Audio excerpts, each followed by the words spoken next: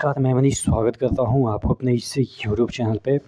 दोस्तों, जिस तरीके से वैकेंसी एएलपी में निकल रहे हैं, अगर उसी तरीके से वैकेंसी पहले अगर निकाले होते, जो आपके रेगुलर वैकेंसी जिसे कह सकते हैं ओपन मार्केट की, तो इतना निराशा नहीं होता, प्रदर्शन नहीं होता, 144 धारा नहीं लगाना पड़ता पटना में।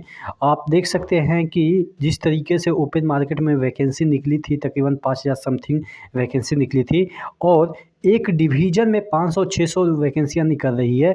तो उस हिसाब से 50,000 अगर सभी डिवीज़न से निकल जाते हैं, इधर निकलेंगे ही, तो तकरीबन 50,000 वैकेंसी तो आपके इंटरनल वैकेंसी निकल जाएंगे रेलवे के टेक्नीशियन एएलपी की। और यहाँ पे आपके जो है वो ओपन मार्केट में ही सिर्फ 5,000 निकले हैं। तो ये निराशाजनक बात है कि मुझे तो लगता है कि जीडीसी का कोटा ही ख़त्म कर देनी चाहिए, ओपन मार्केट से ही वैकेंसी को फिल करनी चाहिए। मैं ऐसा इसलिए बोल रहा हूँ चूँकि जो बच्चे ऑलरेडी जॉब में हैं उन्हीं को जॉब दिया जा रहा है और जो बच्चे बाहर हैं उनको जॉब ही नहीं दिया जा रहा है। तो इसलिए मुझे लगता है कि जीडीसी का कोटा ही ख़त्म कर देनी चाहिए, मुझे जहाँ तक लगता है। हालाँकि इस बात को सुन के रेलवे एम्प्लॉई के मन में थोड़ा-सा ये लगेगा, गुस्सा आएगा कि क्यों हमारी हक मार रहे हो। तो मैं वही होता है ना कि एक रोटी है, किसी को बाँटना हो, 2-3 जगह में 2-3 लोगों को बाँटना हो, तो किसी न किसी का तो हक मराएगा।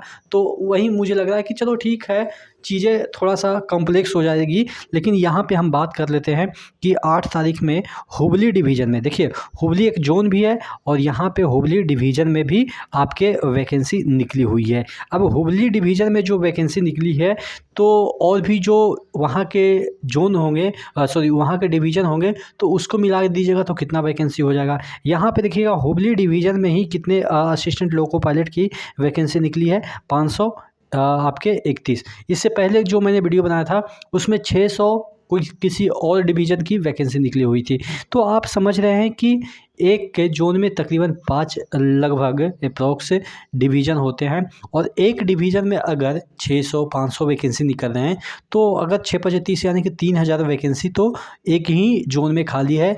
लेकिन ओवरऑल इंडिया का निकालने की बात करते हैं तो 5,000 निकालते हैं। तो ये कहाँ से जायज़ है कि इतनी वैकेंसी खाली होने के बावजूद भी इतनी कम वैकेंसी ओपन मार्केट में निकल रही है और इंटरनल जो वैकेंसी है वो ज़्यादा निकल रही है। यहाँ पे और भी जो मिनिमम एलिजिबिलिटी क्राइटेरिया, क्वालिफ़िकेशन वगैरह है, वो सब इसमें दे रखा है कि क्या-क्या आपका होना चाहिए। ये होना चाहिए, नहीं तो ये होना चाहिए, ये नहीं है तो ये होना चाहिए, ये नहीं है तो ये होना चाहिए। और डिग्री वाले जो बच्चे हैं, यानी कि इंजीनियरिंग जो डिग्री कर रखे हैं, वो भी इसमें चलेगा। ठीक है, तो ये सब जो चीज़ें हैं वो तो आप देख लेंगे। लेवल 2 के इसमें कौन से स्टाफ भर सकते हैं, लेवल 2 के स्टाफ और लेवल 1 के स्टाफ भर सकते हैं। रेगुलर एम्प्लॉय भर सकते हैं। रेगुलर एम्प्लॉय का मतलब ये हुआ कि आप एक भी दिन अगर आपने जॉब कर लिया तो आप रेगुलर एम्प्लॉय के तौर पे जुड़ चुके हैं, तो वो आपके जो है वो आप भर सकते हैं। बहुत सारे बोलते हैं कि सर परमानेंट तो बाद में होते हैं ना, जब प्रोविज़न पीरियड ख़त्म होता है तब जाके परमानेंट होते हैं।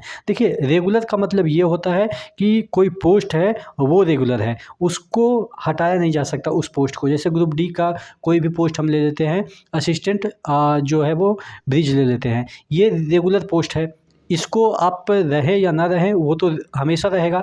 तो इसीलिए वो रेगुलर पोस्ट होता है, रेगुलर वैकेंसी नहीं होती है, रेगुलर सीट नहीं होता है, रेगुलर कर्मचारी नहीं होता है, रेगुलर वैकेंसी होती है। अगर कोई ऐसा पोस्ट है जिसको कि 2 साल के बाद 2 साल के लिए जनरेट किया गया है और उसके बाद 2 साल के बाद वो ख़त्म हो जाएगा, तो वो इरेगुलर पोस्ट हो गया। तो यानी कि प्रोविज़न पीरियड से इसमें कोई मतलब नहीं है कि आप प्रोविज़न पीरियड में हैं। एक दिन भी आपने किसी रेगुलर पोस्ट के लिए ज्वाइन कर लिया तो आप रेगुलर जो है वो एम्प्लॉय माने जाएंगे। बात समझ में आ गई? रेगुलर और प्रोविज़न को एक दूसरे से कन्फ्यूज मत कीजिएगा कि हम अभी रेगुलर नहीं हुए हैं। रेगुलर जैसे ही आप ज्वाइन कर गए तो आप रेगुलर हो गए, चूँकि आपने रेगुलर पोस्ट को ज्वाइन किया है। ये नहीं कि आपके जो पोस्ट है वो 2 महीने के बाद ख़त्म हो जाएंगे। तो इस तरीके से आप भी भर सकते हैं जो नए-नए ज्वाइन किए हैं। और इसमें देख लेते हैं यूआर में कितने पोस्ट है, 398 पोस्ट है, एससी में 90 पोस्ट है, एसटी में 33 पोस्ट है, टोटल 521 पोस्ट हैं। और यहाँ पे A1 जो है वो आई खोजा गया है। तो ये सब जो चीज़ें हैं वो आपको तो पता ही होगा। अब एज लिमिट की बात कर लेते हैं, तो यूआर को यहाँ पे 42 दिया गया है। हालांकि कई जोन में ओबीसी को आरक्षण नहीं दिया गया है, लेकिन यहाँ पे ओबीसी को 45 यानी कि 3 साल का आरक्षण दिया गया है और एससी एसटी को 47 तक। 45 साल तक आप अगर जॉब कर लेते हैं तो 15 साल ही बचा रहता है जॉब करने का। तो उसके बाद शायद ही इंतजार 45 साल जाते जाते आप इतने ऊंचे पोस्ट पे चले जाते हैं, यानी कि ग्रुप डी भी ज्वाइन करेंगे।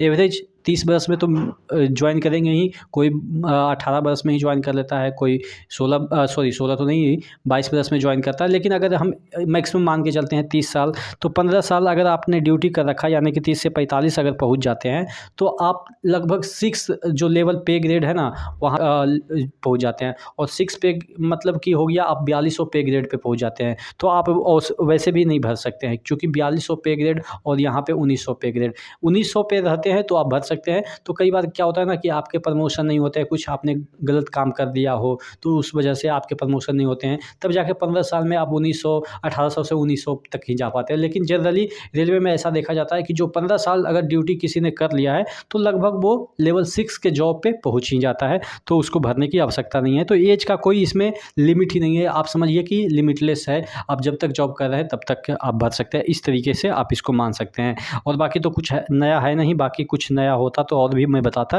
बाकी चीज़ें बाद में हम बात करेंगे, तमाम जितने भी अपडेट आती हैं उसके बारे में। तब तक के लिए जय हिंद।